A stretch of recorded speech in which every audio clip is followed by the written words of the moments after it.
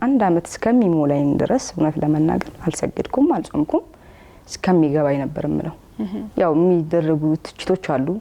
ብዙ ጊዜ በስለምና ታስረሽ ትስር የሚያረግ ነው እምነቱም የሚመስለው ምናምን በሩቅ ስታዩ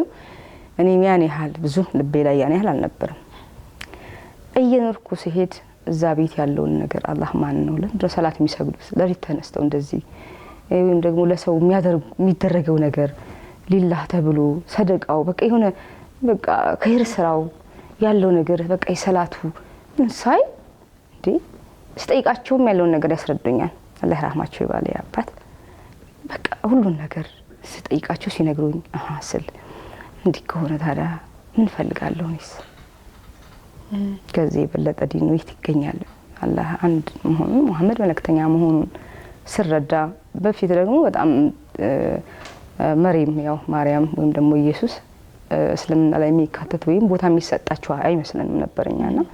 ያለውን ነገር ከነሱ ጋር ሆኜ ተገነዘብኩት ተረዳሁኝ ያኔ ደስ አለኝ በቃ የበለጠ እንደወደው አደረገኝ እስላም መሆን እንዴት ደስታለው ብዬ ልቤ ላይ እሱ አረፈ ደስ ብሎኝ ከዛ በኋላ ሰላቴን ጀመርኩኝ ትመለሳለች እንጂ ትበረታለች ያለኝ ሰው ማንንም አልነበር እኔም እውነቱን ለመናገር ያኔ ሐላል ነበርኩ እየኖርኩ ስመጣ ግን ይበልጥ እያየሁት በራሴ ያወቅኩት ስመጣ ያን ሁሉ ፍራት ያ ሁሉ ልቤ ላይ እንደዛ ይሆነው ለዚህ ነው ብዬ በቃ መጀመሪያም ነገር ሻሃዳውን ስትጂ የሚቀልሽ ነገር አለ ደስ የሚልሽ ነገር አለ ልብሽ እርፍ የሚለው ነገር አለ እንደፈራሁት አይደለም ስገባ ከዛ ደግሞ እየኖርኩ ስመጣ በቃ ይበልጥ ልቤ ተረጋጋ ጥያቄ ሁሉ ይመለስልኛል ታዲያ ከዚህ ህይወት እንዴት ልውጣ